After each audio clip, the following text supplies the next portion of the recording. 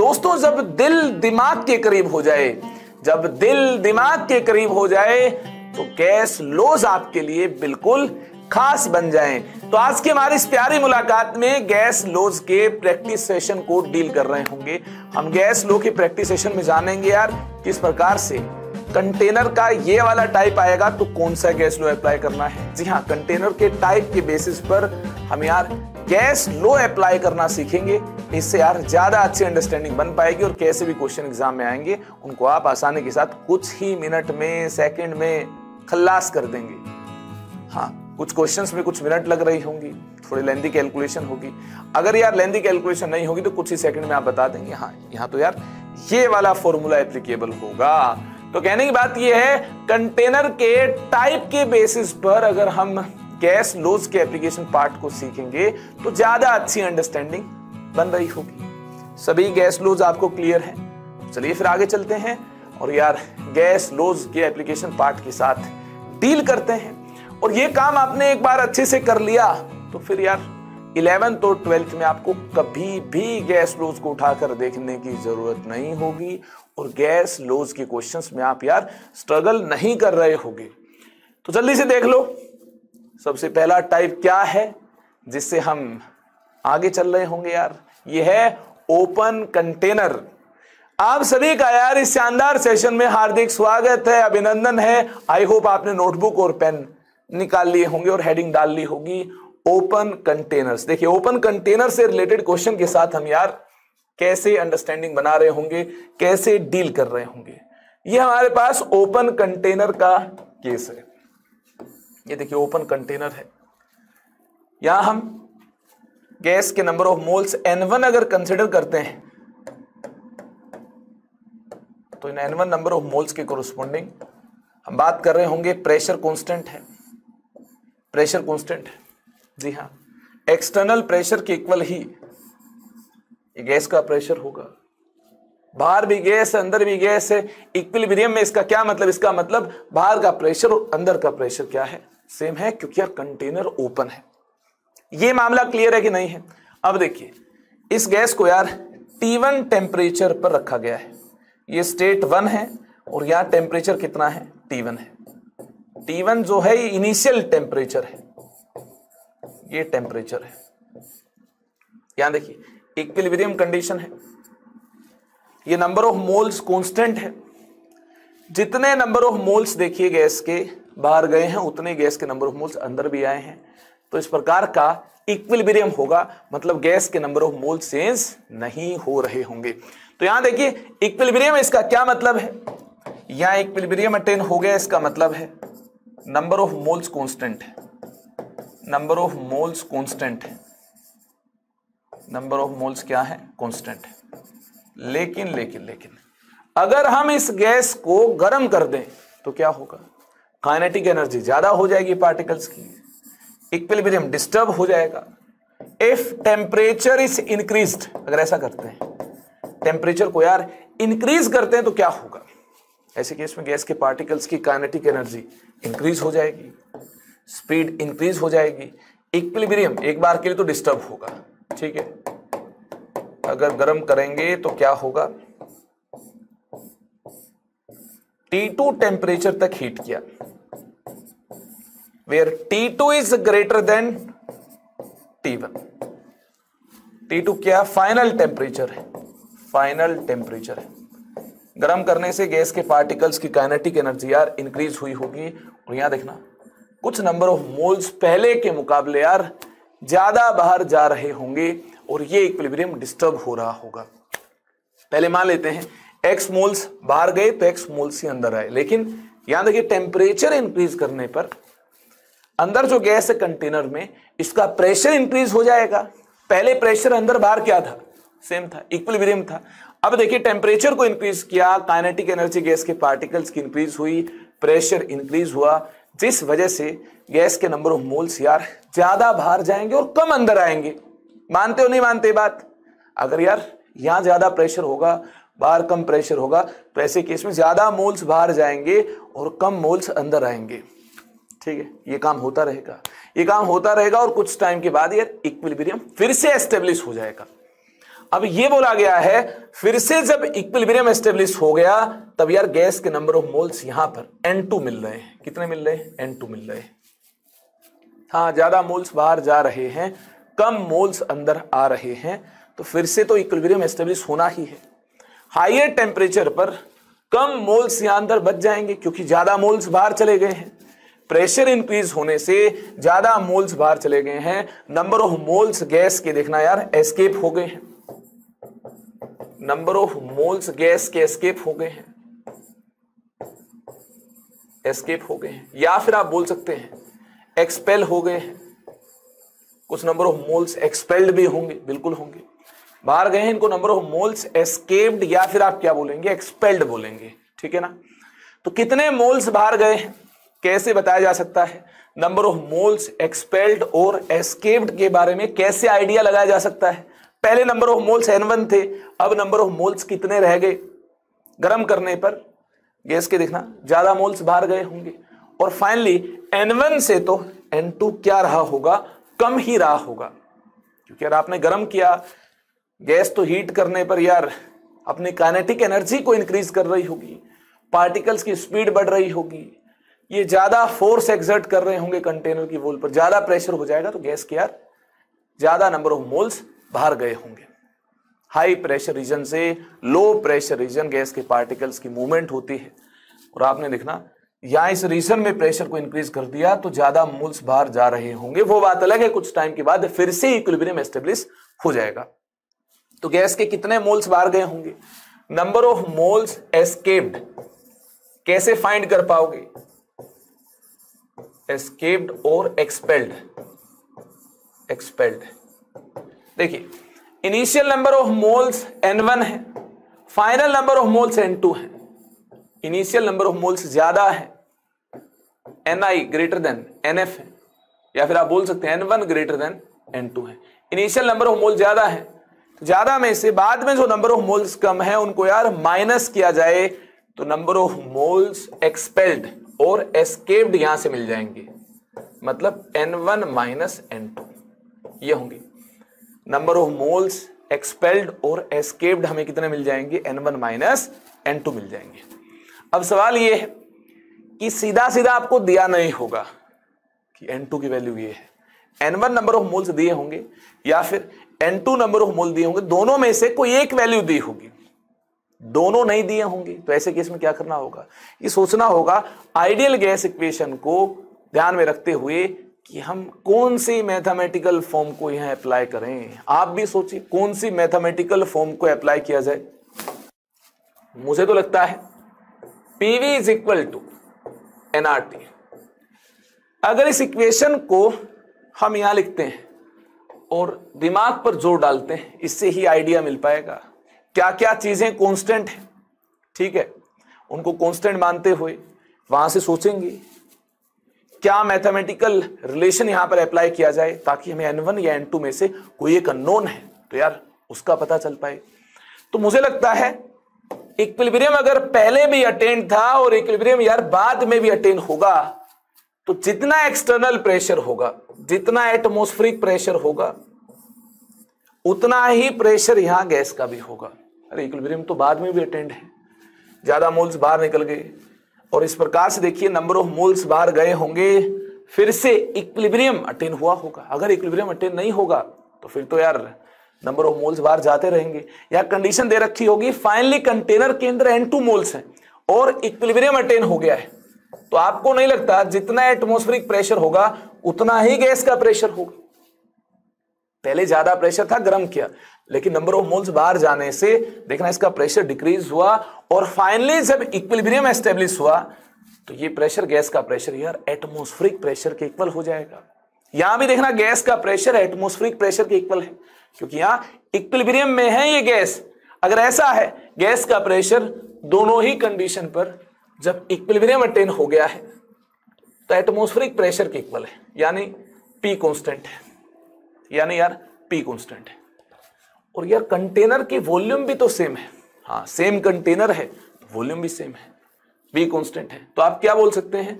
आप बोल सकते हैं P1 V1 कांस्टेंट के इक्वल है। आप बोल सकते हैं P2 V2 कांस्टेंट के इक्वल है। P कांस्टेंट है, इनिशियल और फाइनल स्टेट पर अप्लाई करें, V कांस्टेंट है। P कांस्टेंट है, V कांस्टेंट है, यानी P1 V1 constant, P2 V2 constant. P1 V1 से क्या मिलता है? N1 R T1 कांस्टेंट है। P2 V2 से क्या मिलता है? N2 R T2 कांस्टेंट है। हमें नंबर ऑफ मोल्स का रिलेशन यहां पर देखना है, तो देखना इन दोनों को इक्वेट करने पर P1 V1 P2 V2 के इक्वल है। अगर ये कांस्टेंट है, N1 R T1 constant, N2 R T2 constant है, ये आपस में इक्वल है, तो ये भी आपस में इक्वल होंगे। मतलब N1 R T1 is equal to N2 R T2। R से R कैंसिल हो जाएगा, मतलब यार N1 T1 is equal to N2 T2। ये अप्लाई करना होगा ओपन कंटेनर के इस प्रकार के शानदार क्वेश्चंस में यार, ये अप्लाई करना होगा। यानी N initial T initial is equal to N final T final, इसे अप्लाई करना होगा। और देखना तुरंत क्वेश्चन का आंसर आ जाएगा। इसे अप्लाई करते ही हमारा काम बन जाएगा। आजमाना चाहोगे? अरे आप अपनी किस्मत को आजमा कर देखना चाहते हो क्या? देखिए एक शानदार क्वेश्चन आपके सामने है। An open flask contains air at 300 kelvin. एक ओपन फ्लास्क है जिसमें एयर है 300 केल्विन पर, गैस पार्टिकल्स हैं 300 केल्विन पर, इक्विलिब्रियम अटेन्ड है। ठीक है, टेम्परेचर कितना है? 300 केल्विन है। अंदर बाहर का प्रेशर क्या है? सेम है। अंदर जो गैस है और बाहर जो गैस है ये इक्विलिब्रियम में है, प्रेशर क्या है? सेम है। आगे देखिए, कैलकुलेट टेम्परेचर। टेम्परेचर फाइंड करना है, मतलब T2 टेम्परेचर फाइंड करना है। Calculate temperature at which it should be heated so that, इस प्रकार से इसको हीट किया, so that 1/3 part of air measured initially in the container escaped out. 1/3 part of air measured initially escaped out. मतलब initially number of moles अगर n है, ठीक है, हम इसको यार T2 टेम्परेचर तक हीट करेंगे, वे T2 is greater than T1 और T2 is more than 300 kelvin. ये T2 टेम्परेचर कितना है, ताकि यार नंबर ऑफ मोल्स कितने एस्केप हो जाएं? नंबर ऑफ मोल्स यार 1/3 एस्केप हो जाएं। ठीक है, 1/3 part of air measured initially in the container escaped out. ठीक, मतलब यार n नंबर ऑफ मोल्स थे, गर्म किया, प्रेशर इंक्रीज हुआ, फिर से इक्विलिब्रियम अटेन होने तक, ध्यान से सुनना मेरी बात, n में से n का 1/3 माइनस हो जाए, इतने नंबर ऑफ मोल्स माइनस हो जाए, मतलब फाइनली कितने नंबर ऑफ मोल्स मिल जाएं?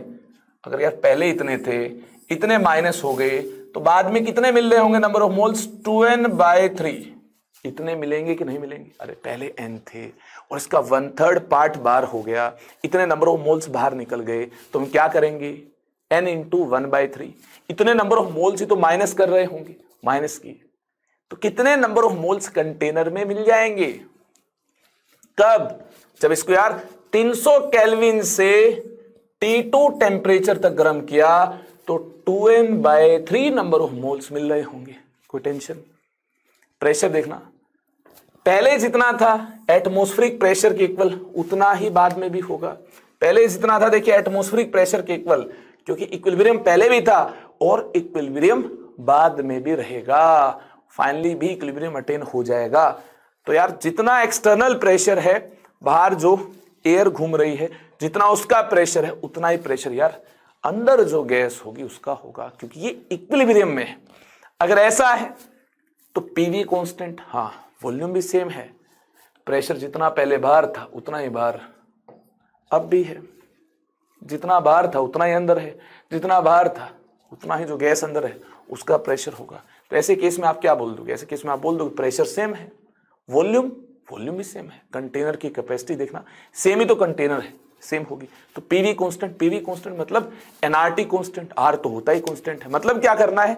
मतलब बिल्कुल साफ है, N1 T1 is equal to N2 T2 को अप्लाई करना है। N1 की वैल्यू आप क्या डाल दो? नंबर ऑफ मोल स्टार्टिंग में हमने मान ली n, टेम्परेचर कितना है 300 केल्विन है। बाद में नंबर ऑफ मोल्स कितने हैं? 2n/3। बाद में टेम्परेचर T2 क्या होगा, यही तो फाइंड करना है। देखना n से n कैंसिल हुआ, बिल्कुल कैंसिल हुआ। यहां से देखना T2 इज इक्वल टू 3 × 300/2 मतलब 150 × 3 मतलब 450 केल्विन। ये इसका आंसर हो जाएगा। ये होगा इसका यार फाइनल आंसर। आप अपने दिल और दिमाग में कौन सी बात को कैद करेंगे? ओपन कंटेनर का क्वेश्चन दिखते ही, ध्यान से सुन लो मेरे दोस्तों, ओपन कंटेनर का क्वेश्चन दिखते ही, पता चलते ही आपको ये वाला मायावी रिजल्ट अप्लाई करना है। ये बात अपने दिमाग में कर लो सेट। अगर ये बात आपको अपने दिमाग में रखनी है तो इसके लिए ये समझना होगा P कांस्टेंट है, V कांस्टेंट है, PV कांस्टेंट है, तो ये रिजल्ट एप्लीकेबल हो जाएगा। N1T1 is equal to N2T2 को शानदार अंदाज में हम अप्लाई कर लेंगे। आगे देखिए, रिजिड कंटेनर का केस हो, किसे बोलेंगे रिजिड कंटेनर? उसे बोलेंगे जो यार क्लोज्ड है, क्लोज्ड कंटेनर है। Closed container whose boundaries are non movable, जिसकी बाउंड्री यार मूव नहीं करती होंगी, क्लोज्ड कंटेनर है, उसे बोला जाएगा रिजिड कंटेनर। ये देखिए एक शानदार रिजिड कंटेनर मैंने आपके सामने पेश किया है, ठीक है। इसको मैंने 2 बार ड्रॉ कर दिया। एक बार हम इसको यार T1 टेम्परेचर पर कंसिडर कर रहे होंगे और एक बार इसको हम T2 टेम्परेचर पर कंसिडर करेंगे। फिर देखेंगे किस प्रकार से गैस पैरामीटर्स को यार रिलेट किया जाएगा, कौन से गैस लो को हम अप्लाई करेंगे। फिलहाल देख लो, यहां जितने नंबर ऑफ मोल्स हैं, n नंबर ऑफ मोल्स हैं, यहां भी उतने नंबर ऑफ मोल्स गैस के हैं। ध्यान से सुनना मेरी बात, गैस के नंबर ऑफ मोल्स n है, यहां भी गैस के नंबर ऑफ मोल्स n है। नंबर ऑफ मोल्स सेम है गैस के नंबर ऑफ मोल्स n है। वॉल्यूम सेम है, v इज वॉल्यूम, यहां भी वॉल्यूम क्या है, v है, v इज वॉल्यूम, ठीक है। यहां टेम्परेचर T1 है, यहां टेम्परेचर को यार इंक्रीज किया गया है। टेम्परेचर को इंक्रीज भी किया जा सकता है और डिक्रीज भी किया जा सकता है। यहां देखना टेम्परेचर को इंक्रीज किया गया, टेम्परेचर कितना T2 है, T2 इज टेम्परेचर। यहां से यहां टेम्परेचर को इंक्रीज किया गया, टेम्परेचर इज इंक्रीज्ड, तो क्या हुआ? अगर T2 T1 से ग्रेटर है, टेम्परेचर को इंक्रीज किया तो क्या होगा? काइनेटिक एनर्जी इंक्रीज हो रही होगी। हाँ, टेम्परेचर इंक्रीज करने से क्या होगा? काइनेटिक एनर्जी इंक्रीज होगी, स्पीड इंक्रीज होगी, मोमेंटम इंक्रीज होगा, force per unit area increase होगा, यानी यार प्रेशर इंक्रीज होगा।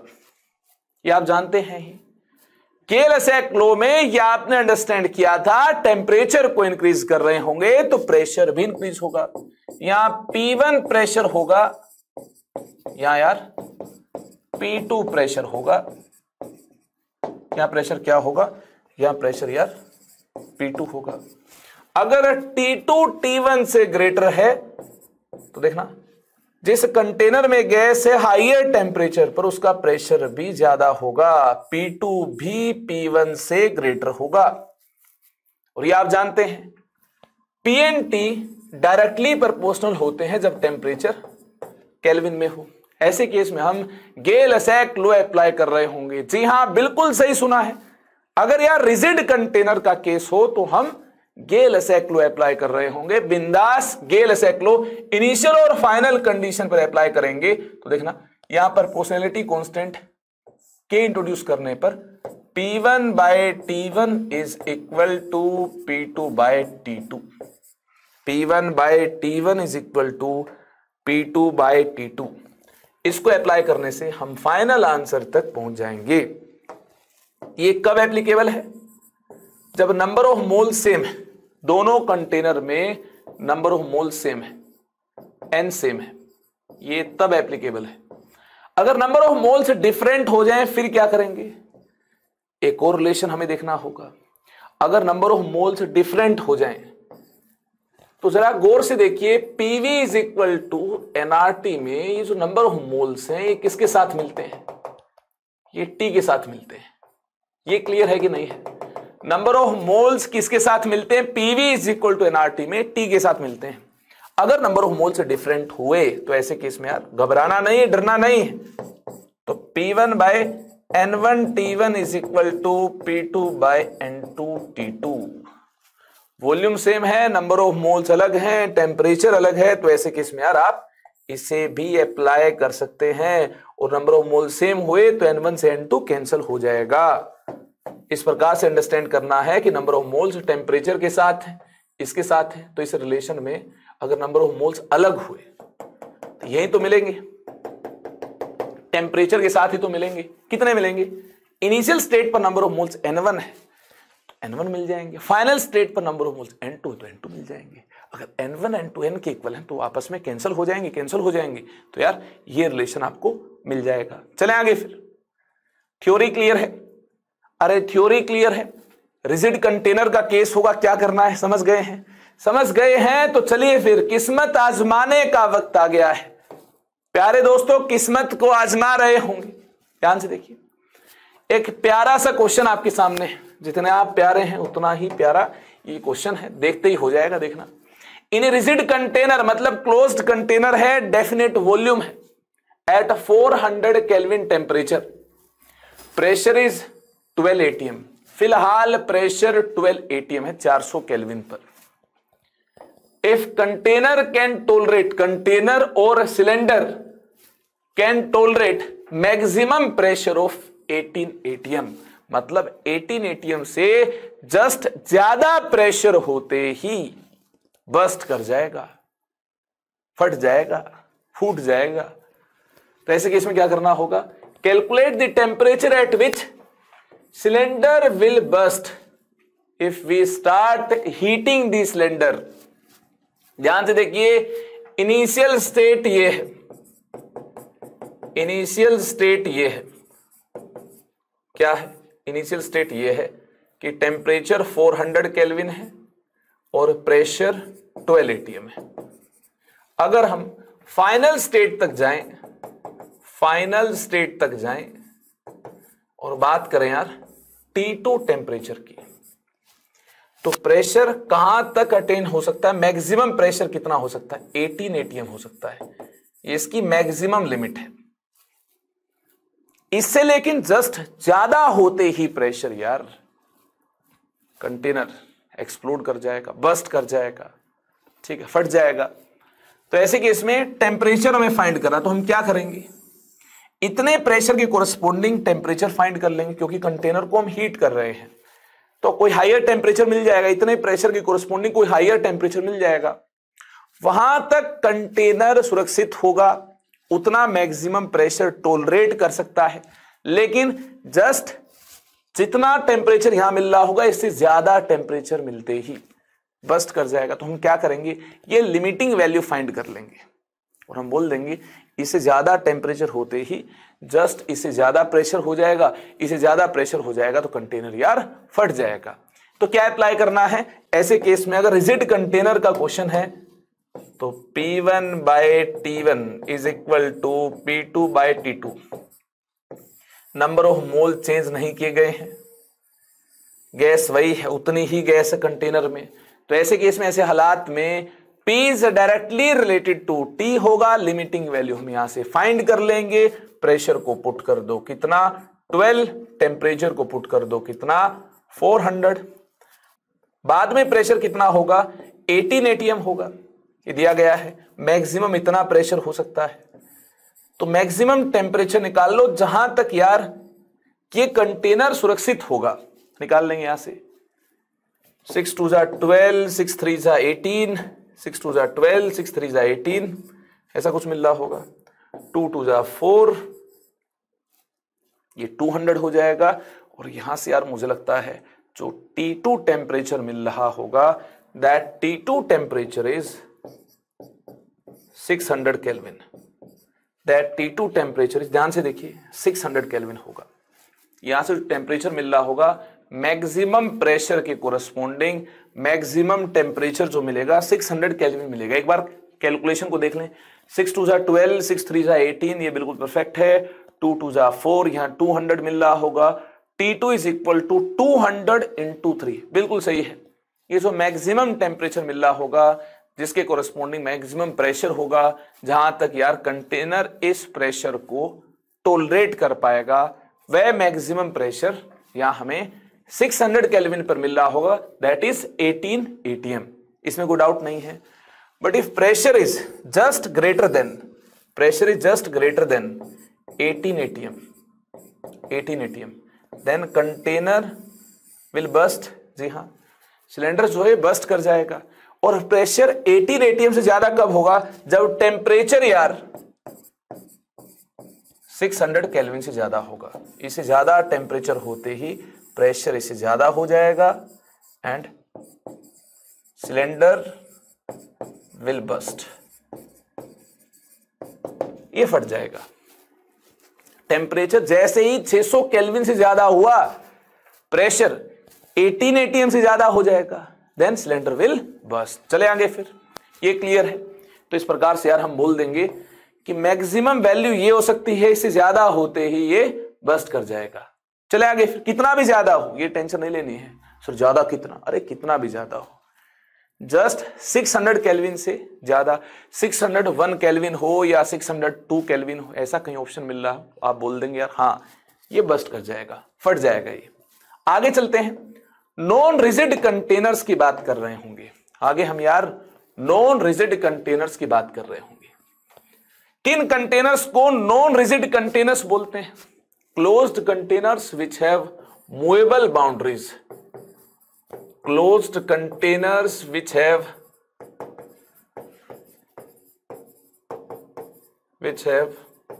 मूवेबल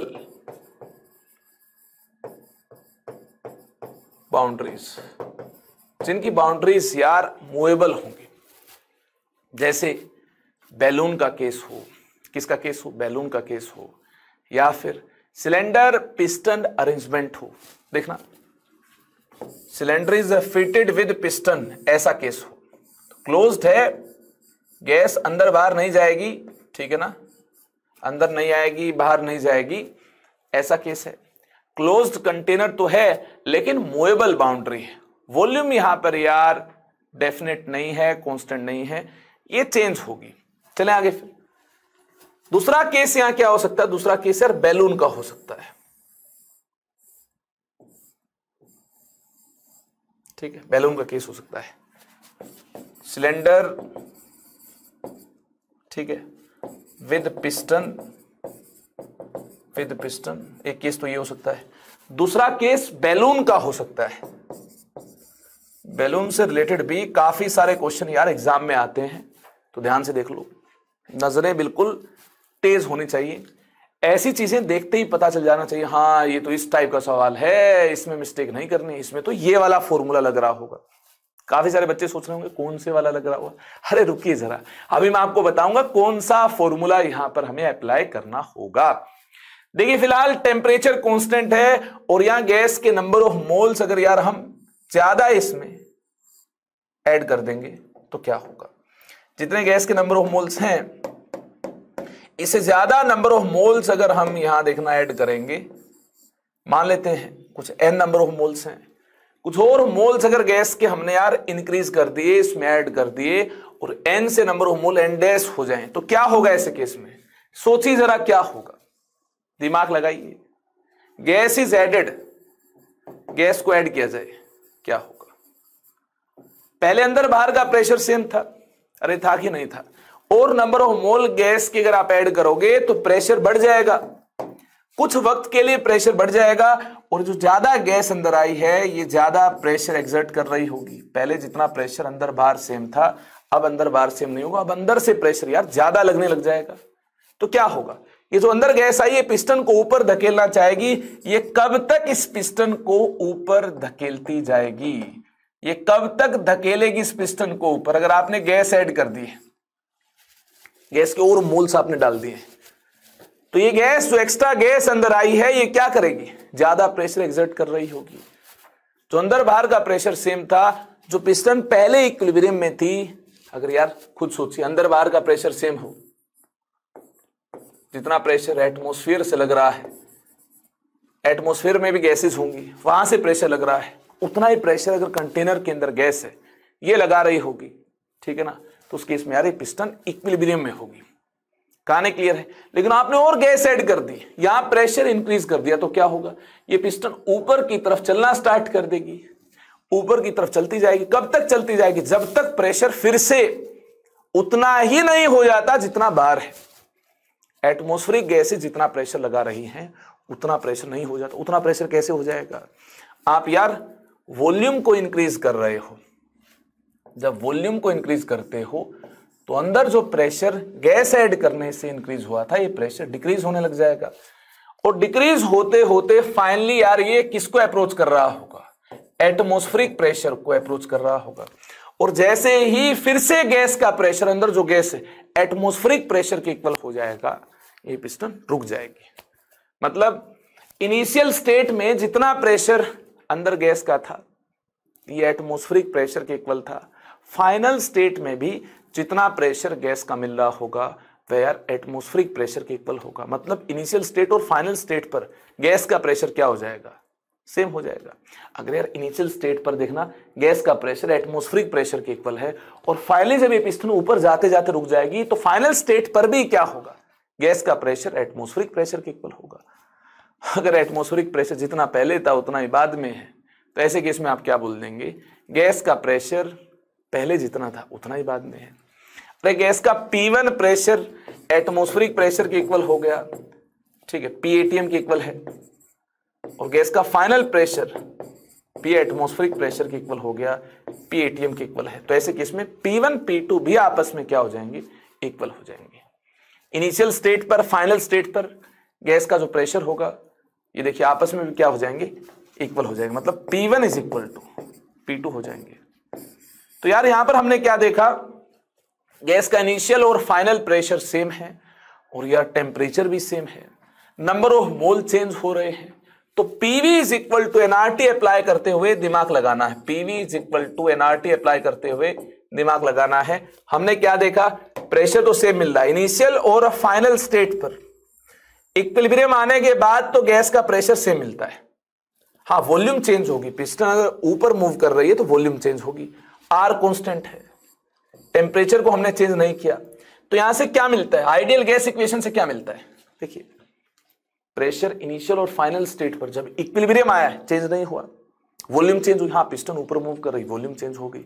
नंबर ऑफ मोल हाँ ऐड किए हमने, ऐड किए, या हो सकता है रिमूव भी कर रखे हो, ऐसा भी तो हो सकता है। हाँ, इसका रिवर्स केस भी हो सकता है, जैसे नंबर ऑफ मोल ऐड किए ऐसे ही नंबर ऑफ मोल्स अगर रिमूव कर लिए जाएं, तो ऐसे केस में यार जिस डायरेक्शन में पिस्टन अब मूव हुई है, इससे अपोजिट डायरेक्शन में पिस्टन मूव करने लग जाएगी।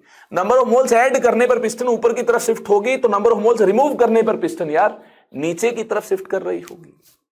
अंदर प्रेशर कम हो जाएगा, तो बाहर जो गैस है ये पिस्टन को नीचे धकेलती जाएगी। कब तक नीचे धकेलती जाएगी? नंबर ऑफ मोल्स रिमूव करने पर, तब तक जब तक कि अंदर और बाहर का प्रेशर फिर से सेम नहीं होता है। फिलहाल हम यार देखिए नंबर ऑफ मोल गैस की इंक्रीज करने पर क्या होगा, इस इफेक्ट को देख लेंगे।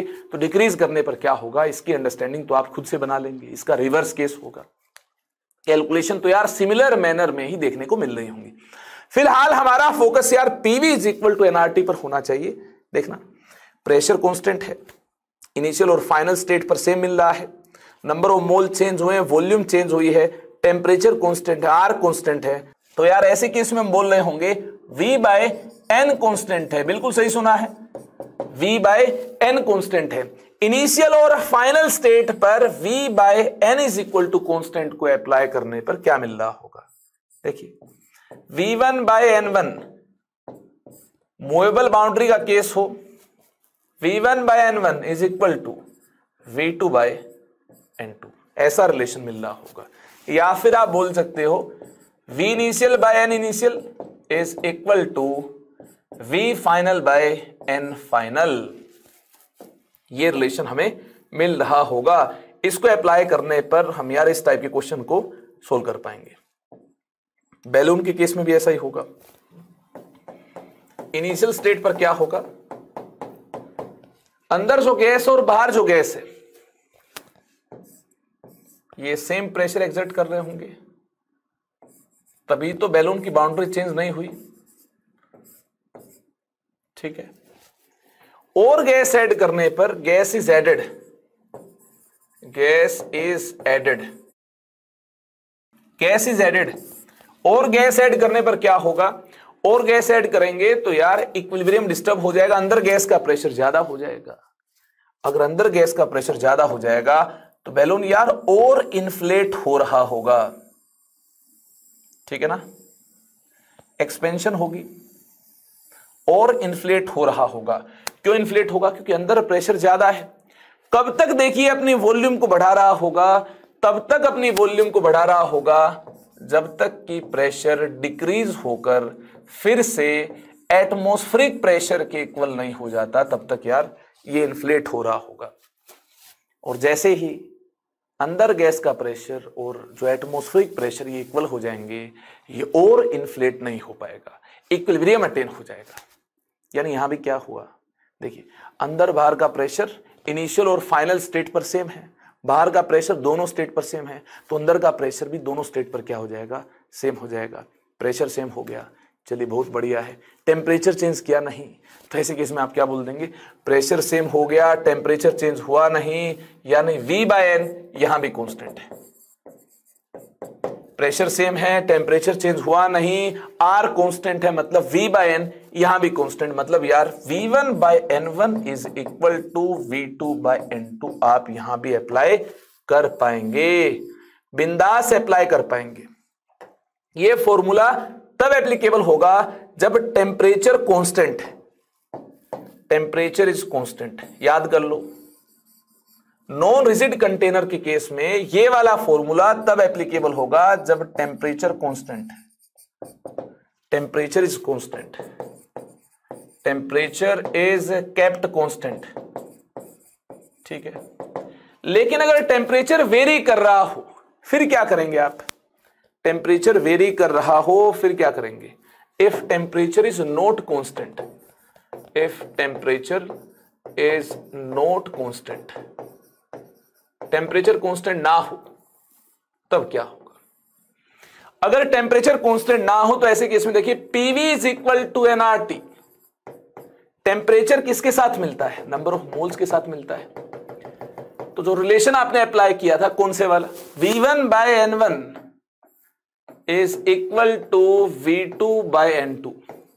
अगर टेम्परेचर कांस्टेंट ना हो तो नंबर ऑफ मोल्स के साथ टेम्परेचर की टर्म मिल रही होगी, ये तो डिफरेंस आएगा, T1 T2, N1 T1 N2 T2। यहां तो मिलेगी टेम्परेचर की टर्म, जी हां यही टेम्परेचर की टर्म मिल रही होगी और ये रिलेशन यार मॉडिफाई होकर इसमें तब्दील हो रहा होगा। ऐसे केस में, ऐसे हालात में हम यार ऐसे रिलेशन को याद कर लेंगे, नो टेंशन। अरे याद हो गया, ओपन कंटेनर का केस है, N1 T1 is equal to N2 T2, कहानी क्लियर है। नंबर ऑफ मोल्स एक्सपेल्ड पता कर लेंगे आप लोग, N1 माइनस N2 से पता लग जाएंगे कितने नंबर ऑफ मोल एक्सपेल्ड हैं या एस्केप्ड हैं। दूसरा टाइप क्लोज्ड कंटेनर का केस हो, रिजिड कंटेनर क्लोज्ड कंटेनर का केस हो, तो ऐसे केस में P1 by T1 is equal to P2 by T2 को अप्लाई कर लेंगे। तीसरा टाइप नॉन रिजिड कंटेनर का टाइप हो, तो ऐसे केस में V1 by N1 is equal to V2 by N2 को अप्लाई कर रहे होंगे। लेकिन टेम्परेचर वेरी कर रहा होगा तो V1 by N1 T1 is equal to V2 by N2 T2 को अप्लाई कर लेंगे, नो टेंशन। और यार ये वाला जो केस है, ये सिलेंडर फिटेड विद पिस्टन या फिर बैलून का केस हो तो हम अप्लाई कर रहे होंगे V1 by N1 is equal to V2 by N2। याद हो गया, बैलून का केस हो या फिर सिलेंडर फिटेड विद पिस्टन हो। इससे रिलेटेड क्वेश्चन देखिए एग्जाम में किस प्रकार से आएंगे, जल्दी से देखिए। At 400 kelvin balloon is inflated, balloon को फुलाया गया है to 7/8 of its maximum capacity, इसकी मैक्सिमम कैपेसिटी से 7/8 वॉल्यूम तक बैलून को इन्फ्लेट किया गया है। Now balloon is heated, then calculate the temperature at which balloon will burst. देखिए फिलहाल जो स्टेट 1 हमारे पास है, स्टेट 1 हमारे पास है कि बैलून को अपनी मैक्सिमम कैपेसिटी से 7/8 टाइम्स वॉल्यूम के साथ क्या किया गया, इन्फ्लेट किया गया। मतलब मैक्सिमम कैपेसिटी के कोरस्पोंडिंग वॉल्यूम मिल रही होगी वी मैक्स, और यार 7/8 ऑफ मैक्सिमम कैपेसिटी की हमें बात करनी है, तो ऐसे केस में वॉल्यूम कितने मिल जाएगी, 7/8 ऑफ मैक्सिमम कैपेसिटी, मतलब वी मैक्स का 7/8 टाइम्स, 7/8 टाइम्स इसका ऐसे ही तो कंसिडर कर रहे होंगे, ये इनिशियल वॉल्यूम होगी V1 वॉल्यूम। जो मैक्सिमम वॉल्यूम है उसका 7/8 टाइम्स हमें यार इनिशियल वॉल्यूम कंसिडर करनी है। तो मान लेंगे मैक्सिमम वॉल्यूम को V मैक्स है और इसका 7/8 टाइम्स करने पर हमें ऐसा ही कुछ मिल रहा होगा। फाइनल स्टेट के कोरस्पोंडिंग, ये स्टेट 1 है, ये स्टेट 2 है, हमें यार टेम्परेचर फाइंड करना होगा। यहां टेम्परेचर T1 है और T1 की वैल्यू दे रखी है 400 केल्विन। फाइनल स्टेट पर टेम्परेचर T2 है, इसकी वैल्यू हमें फाइंड करनी है और यार ये पता करना है कि ऐसा टेम्परेचर जहां बैलून यार बर्स्ट कर जाएगा, ये फाइंड करना है। तो देखिए V मैक्स तक मैक्सिमम वॉल्यूम अटेन हो सकती है, इसके कोरस्पोंडिंग टेम्परेचर फाइंड कर लें। V मैक्स तक मैक्सिमम वॉल्यूम अटेन हो सकती है, इसके कोरस्पोंडिंग या टेम्परेचर फाइंड कर लें। और जैसे ही टेम्परेचर, जो टेम्परेचर यहां हमें मिल रहा होगा इससे ज्यादा होगा, इससे ज्यादा वॉल्यूम तो हो नहीं सकती, तो फिर क्या होगा, और टेम्परेचर बढ़ाने पर क्या होगा, बैलून बर्स्ट कर जाएगा। अरे टेम्परेचर बढ़ाने से आप जानते गैस एक्सपेंड होती है, अरे हीट करने पर गैस एक्सपेंड होती है, पहले लेक्चर में मैंने आपको बताया है। तो टेम्परेचर को बढ़ाते बढ़ाते हम इतना टेम्परेचर अटेन करवाते हैं ताकि मैक्सिमम वॉल्यूम अटेन हो जाए। इसके बाद अगर आप टेम्परेचर बढ़ाएंगे तो क्या होगा, मैक्सिमम वॉल्यूम के बाद तो कोई वॉल्यूम है नहीं, बैलून का फटना तय है। तो मतलब यार हम ये मैक्सिमम टेम्परेचर फाइंड कर रहे होंगे, कर लेंगे। इसके बाद यार हम बोल देंगे इससे ज्यादा टेम्परेचर हुआ, कितना भी इससे ज्यादा टेम्परेचर हुआ ऑप्शन में दिया होगा, टिक कर देंगे, हाँ उस टेम्परेचर पर डेफिनेटली यार बैलून बर्स्ट कर रहा होगा। तो यहां तक इतने मैक्सिमम टेम्परेचर तक बैलून को बचाया जा सकता है फटने से, क्योंकि यह है मैक्सिमम वॉल्यूम जो कि अटेन हो सकती है। और इस मैक्सिमम वॉल्यूम का 7/8 टाइम्स वॉल्यूम यार इनिशियल वॉल्यूम है, इसका 7/8 टाइम्स देख लो, लैंग्वेज पढ़कर देखिए क्वेश्चन की, तभी आपको पता चल पाएगा। इतनी वॉल्यूम होगी इनिशियल वॉल्यूम, और कब होगी, जब 400 केल्विन टेम्परेचर है तब होगी इतनी volume.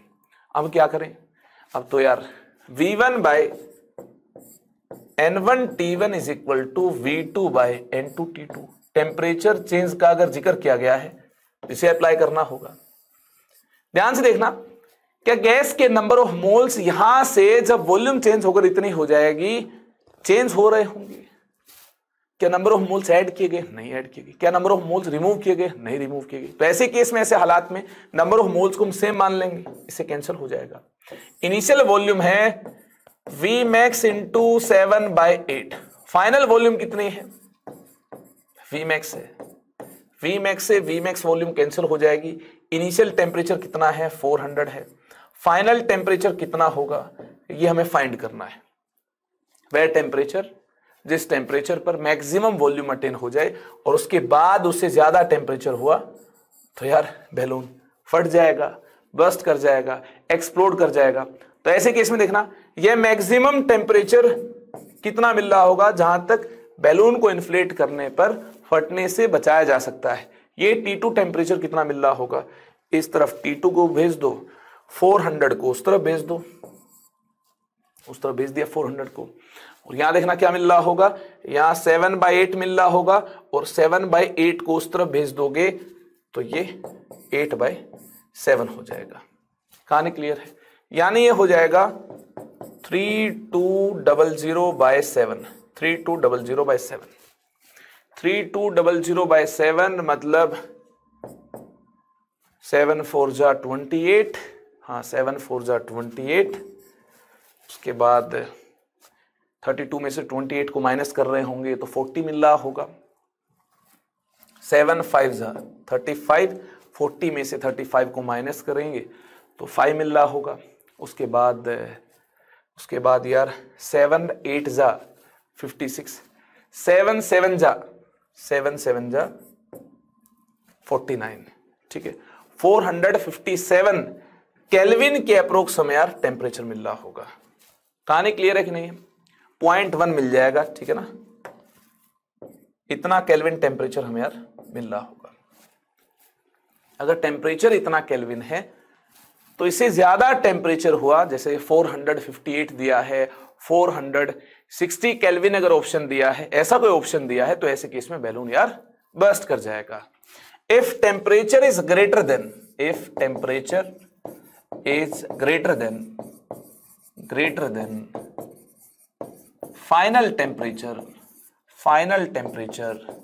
then balloon will explode or burst, balloon will burst। इससे ज्यादा टेम्परेचर हुआ तो यार इससे ज्यादा वॉल्यूम हो जाएगी, और प्रैक्टिकली इससे ज्यादा वॉल्यूम पॉसिबल है ही नहीं, तो बैलून का फटना तो निश्चित है। तो इससे ज्यादा टेम्परेचर अटेन नहीं हो सकता है। कहानी क्लियर है कि नहीं है? तो हमने क्या किया, मैक्सिमम वॉल्यूम कब अटेन होगी, कितने टेम्परेचर पर अटेन होगी, हमने यार इस कंडीशन को चेक कर लिया, और इससे ज्यादा टेम्परेचर ऑप्शन में जितना भी दिया है उस टेम्परेचर पर यार डेफिनेटली बैलून यार बर्स्ट कर रहा होगा। चले आगे, चलिए फिर आगे चलते हैं। आगे यार इसका एक और पार्ट है, जल्दबाजी में आगे नहीं चलना, इसका एक और पार्ट है, ध्यान से देखिए। इन प्रीवियस क्वेश्चन, ध्यान से देखिए, in previous question at final temperature, मतलब अब टेम्परेचर को वेरी नहीं करना, एट फाइनल टेम्परेचर 457.1 केल्विन, ठीक है, इतने टेम्परेचर पर how many moles are released out, कितने मोल गैस के बाहर निकाले, so that balloon gets its initial volume, ताकि बैलून को उसकी इनिशियल वॉल्यूम मिल जाए। कितने मोल गैस के बाहर निकाले, suppose that number of moles present in balloon is 10 mole. Starting में मान लो बैलून के अंदर 10 मोल गैस के हैं, अब बताओ क्या करेंगे? ऐसे केस में यार बोला गया है आप V1/N1 is equal to V2/N2 को अप्लाई करो। मतलब यार ये है कि आपको फाइनल स्टेट से इनिशियल स्टेट तक आना है। फाइनल स्टेट पर क्या मिलता है आपको? फाइनल स्टेट पर आपको यार नंबर ऑफ मोल्स दिए हैं 10 मोल, 10 मोल हैं, 10 मोल हैं, और वॉल्यूम किसके इक्वल है? V मैक्स के इक्वल है। आपको यार ये पता करना है, इनिशियल स्टेट तक आना है, मतलब 7/8 इंटू V मैक्स, इतनी वॉल्यूम को अटेन करवाना है। तो इतनी वॉल्यूम अटेन करवाने, इस बार वॉल्यूम को डिक्रीज करना है, ठीक है ना, ये मैक्सिमम वॉल्यूम है, वॉल्यूम को यार डिक्रीज करना है, इतनी वॉल्यूम अटेन करवानी है। वॉल्यूम को डिक्रीज दो तरीके से किया जा सकता है, या तो टेम्परेचर को 457.1 केल्विन से वापस कितना कर दो, 400 केल्विन कर दो, क्योंकि टेम्परेचर बढ़ाने से वॉल्यूम बढ़ती है, वॉल्यूम बढ़ती है टेम्परेचर को इंक्रीज करने से, या फिर वॉल्यूम इंक्रीज होती है नंबर ऑफ मोल्स को इंक्रीज करने से। नंबर ऑफ मोल्स के साथ तो कोई छेड़छाड़ की नहीं गई है, क्योंकि गैस के नंबर ऑफ मोल तो इंक्रीज नहीं किए, ना ही डिक्रीज किए स्टार्टिंग में, पार्ट 1 में, ठीक है। तो स्टार्टिंग में हमने क्या किया, टेम्परेचर को बढ़ाकर वॉल्यूम बढ़ाई है। टेम्परेचर को इंक्रीज करने पर गैस यार एक्सपेंड होती है, बैलून और ज्यादा इन्फ्लेट होता है, तो वॉल्यूम को हमने इंक्रीज किया टेम्परेचर को इंक्रीज करने से। अब क्या बोला गया है, वॉल्यूम को डिक्रीज करना है और टेम्परेचर के साथ छेड़छाड़ नहीं करनी है। अरे तो वॉल्यूम को डिक्रीज कैसे किया जा सकता है?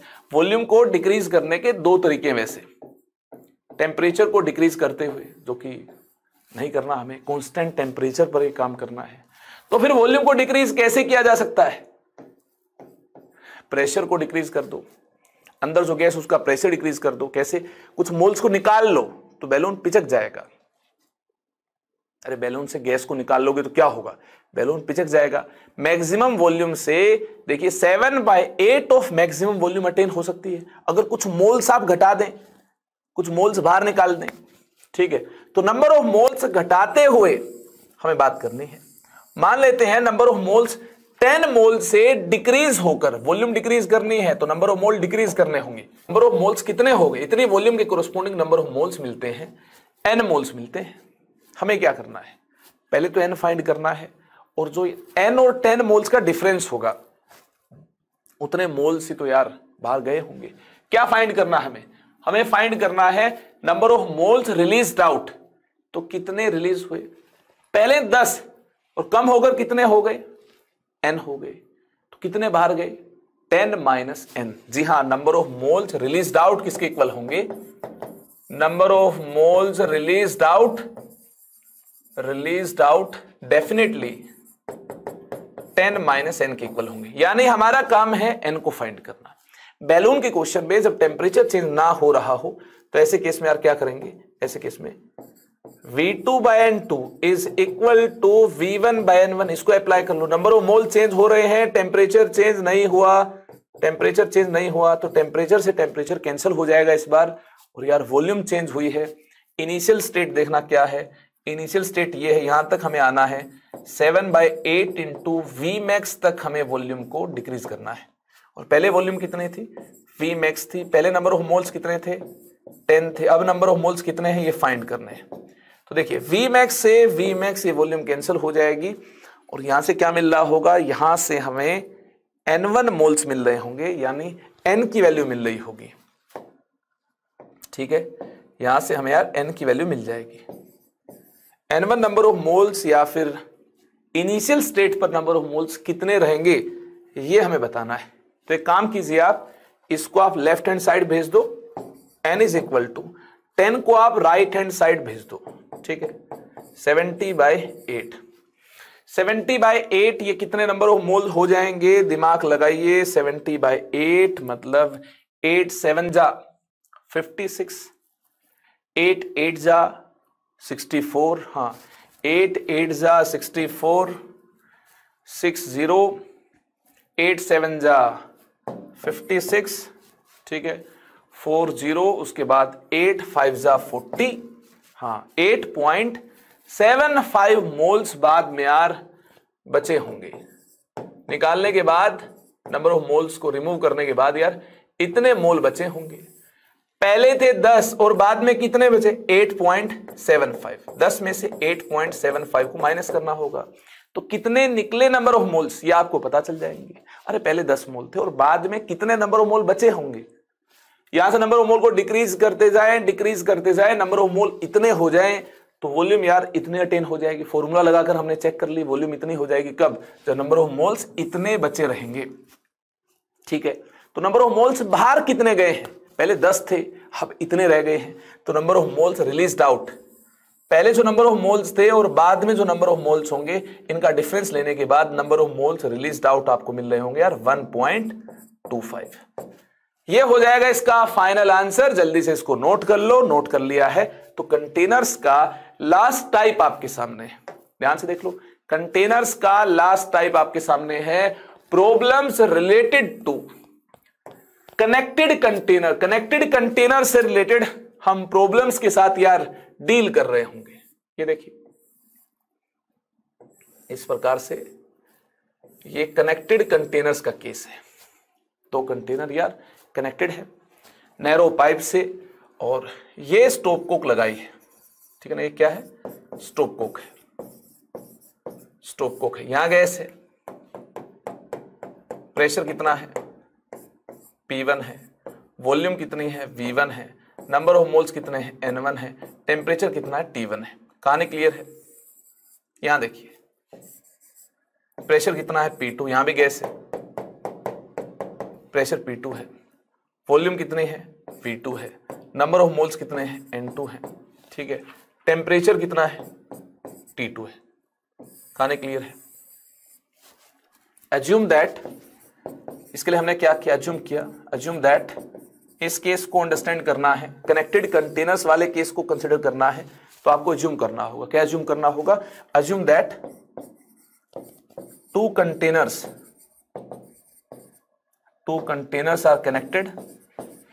Are connected through narrow pipe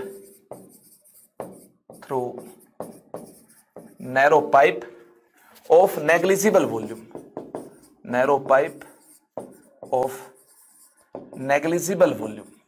ठीक है, मामला क्लियर है। इफ स्टॉपकोक इज रिमूव्ड, अगर हम इस स्टॉपर को रिमूव करते हैं क्या होगा? If stopcock is removed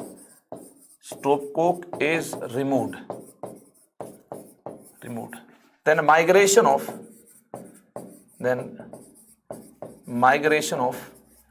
gas particles takes place।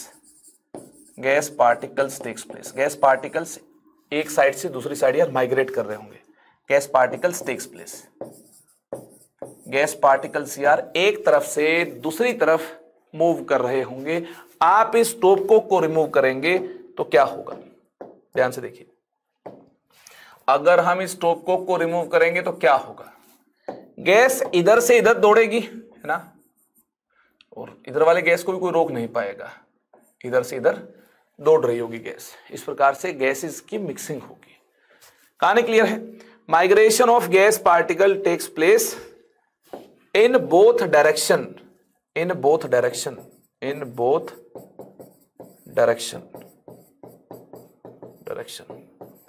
After sometimes क्या होगा? After sometimes equilibrium is attained. Equilibrium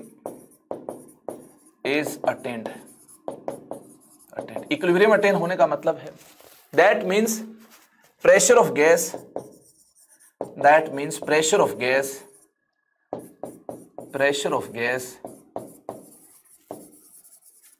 in both containers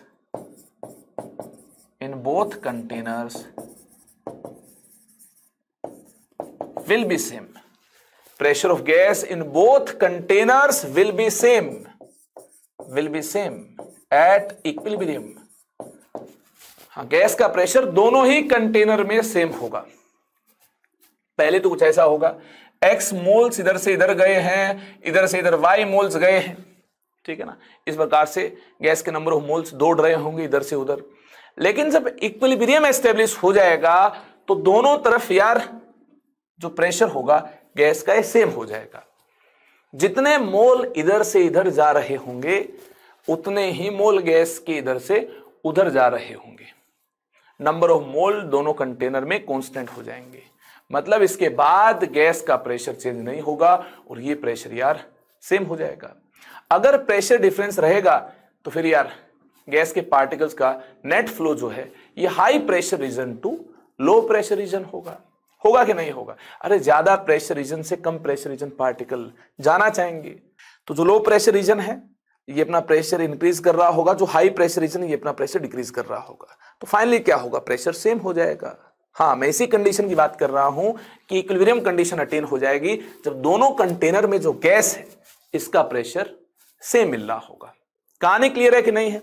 और नंबर ऑफ मोल जो स्टार्टिंग में N1 N2 थे ये नंबर ऑफ मोल यार चेंज हो जाएंगे। मान लेते हैं पहले कंटेनर में नंबर ऑफ मोल N1 से चेंज होकर N1 डैश हो गए हैं और दूसरे कंटेनर में नंबर ऑफ मोल्स N2 से चेंज होकर कितने हो गए हैं? N2 डैश हो गए। ये बात क्लियर है कि नहीं है? पहले तो ये बताइए। हाँ, गैस इधर से इधर दौड़ेगी, गैस मिक्स हो रही है तो नंबर ऑफ मोल तो चेंज होंगे ही। N1 से चेंज होकर N1 डैश हो जाएंगे और N2 से चेंज होकर N2 डैश हो जाएंगे। क्या प्रेशर भी चेंज होगा?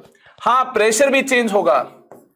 P1 से चेंज होकर कितना हो जाएगा? ये कुछ P फाइनल हो जाएगा और ये P2 से चेंज होकर क्या हो जाएगा? कुछ P फाइनल हो जाएगा। कब हो जाएगा? जब ये इक्विलिब्रियम में होंगे।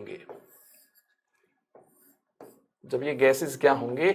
इक्विलिब्रियम में होंगे। तो ऐसे केस में यार देखना नंबर ऑफ मोल चेंज हुए होंगे, प्रेशर भी चेंज हुआ होगा और फाइनली प्रेशर सेम हो जाएगा। Final pressure will be same. Final pressure will be same. Will be same, ऐसा कुछ होगा। फील करो इस बात को, नहीं तो कनेक्टेड कंटेनर्स के क्वेश्चन को आप सोल्व नहीं कर पाओगे।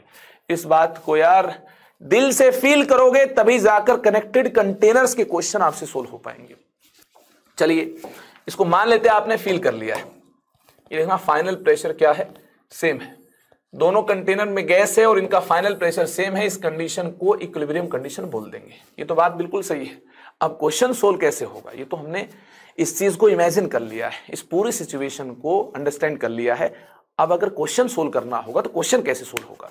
क्वेश्चन सोल्व होगा मोल कंजर्वेशन से। अप्लाई मोल कंजर्वेशन, मोल कंजर्वेशन आपको अप्लाई करना होगा।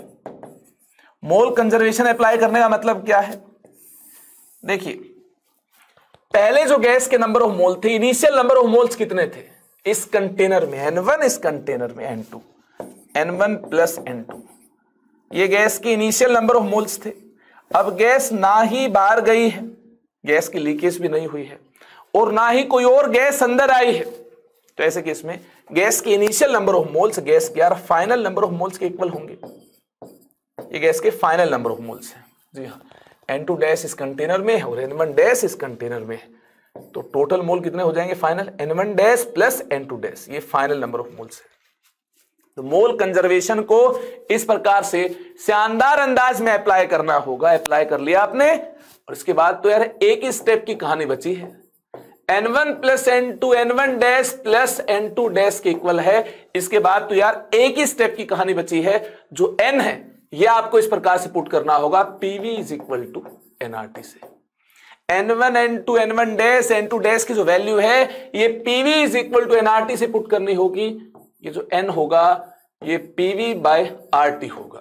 जल्दी से पुट कीजिए। स्टार्टिंग में देखना यार, जब नंबर ऑफ मोल N1 थे तो प्रेशर कितना था? P1 था। वॉल्यूम कितनी थी? V1 थी। हाँ, वॉल्यूम तो V1 ही होगी। गैस कांस्टेंट R होगा। टेम्परेचर कितना था? T1 था।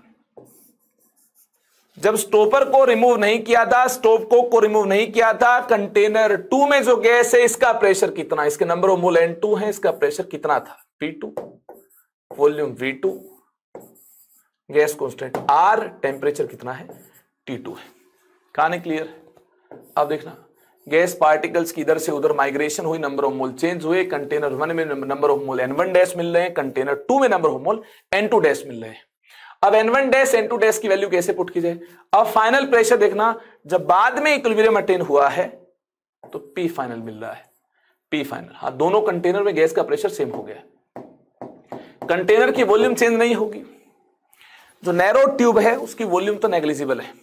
तो कंटेनर अगर यही है और इसमें नंबर ऑफ मोल N1 से चेंज होकर N1 डैश हुए हैं, तो वॉल्यूम तो यार सेम होगी, V1 होगी। पहले V1 थी, अब भी V1 है, divided by R into temperature कितना है? इसको यार थर्मोस्टेट में रखा है, एक कांस्टेंट टेम्परेचर इसका मेंटेन्ड, ऐसा क्वेश्चन में दिया रहेगा। That is T1। पहले T1 था तो टेम्परेचर तो बाद में भी T1 ही होगा। दूसरे कंटेनर में यार जो गैस है इसके नंबर ऑफ मोल्स देखिए, इसके नंबर ऑफ मोल्स देखिए, इस प्रकार से लिखेंगे PV बाय RT से। P कितना है? फाइनल प्रेशर, तो जो गैस है दोनों कंटेनर में इसका प्रेशर सेम होगा। हाँ, इक्विलिब्रियम कंडीशन है तो प्रेशर क्या होगा? सेम होगा। और दूसरे कंटेनर की वॉल्यूम कितनी है? जिसमें पहले नंबर ऑफ मोल N2 थे, अभी नंबर ऑफ मोल चेंज हो गए, N2 डैश हो गए। अरे कैपेसिटी तो अब भी उतनी ही होगी, कंटेनर तो वही है। तो वॉल्यूम यार देखना, पहले V2 थी इसकी, सेकंड कंटेनर की, तो अब भी V2 होगी, divided by R into temperature. इसका कांस्टेंट मेंटेन्ड है, ऐसी कंडीशन आपको दे रखी होगी, टेम्परेचर T2 है। इसे अप्लाई करने से P फाइनल आसानी के साथ हम यार कैलकुलेट कर पाएंगे। देखना, R R R R दोनों तरफ कैंसिल हो रहा होगा, तो P1 V1 by T1 plus P2 V2 by T2, और P फाइनल कॉमन आ जाएगा, V1 by T1। P final यहां भी है, P फाइनल यहां भी है, कॉमन आ जाएगा P final into V1 by T1 plus V2 by T2। इसको अप्लाई करने से हम P फाइनल आसानी के साथ फाइंड करने में कामयाब हो पाएंगे। यहां से P फाइनल को हम फाइंड कर लेंगे आसानी के साथ। P फाइनल को हम क्या कर लेंगे? फाइंड कर लेंगे। कोई टेंशन इसमें? हाँ, एक प्यारा सा रिजल्ट यहां से तब मिल रहा होगा जब टेम्परेचर दोनों कंटेनर में गैस का क्या हो? सेम हो। इफ T इज सेम, अगर ऐसी कंडीशन अप्लाई कर लें, temperature is same, temperature of gas in both container is same.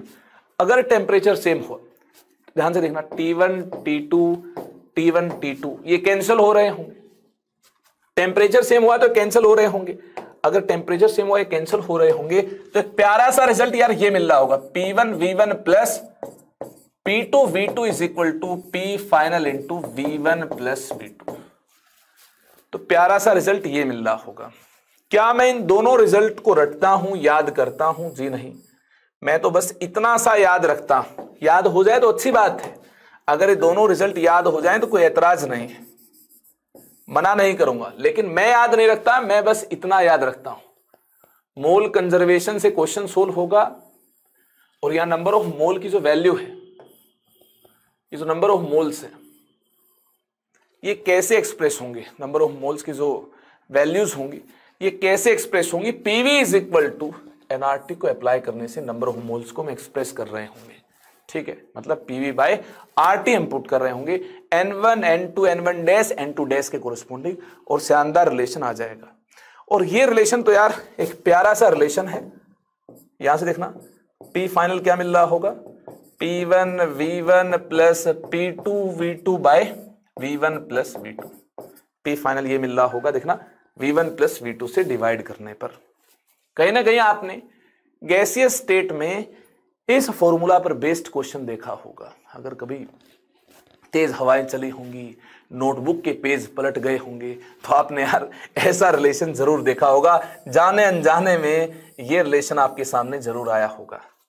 ठीक है, ये रिलेशन कब एप्लीकेबल है? जब दोनों कंटेनर में जब गैस है, वह गैस सेम टेम्परेचर पर है, तो वैसे केस में इस रिलेशन को आप अप्लाई कर लोगे। लेकिन दोनों कंटेनर में गैस है, स्टोव कोक को रिमूव किया गया है और गैस का जो टेम्परेचर ये डिफरेंट है, तो यार ऐसे ही रिजल्ट को अप्लाई करना होगा।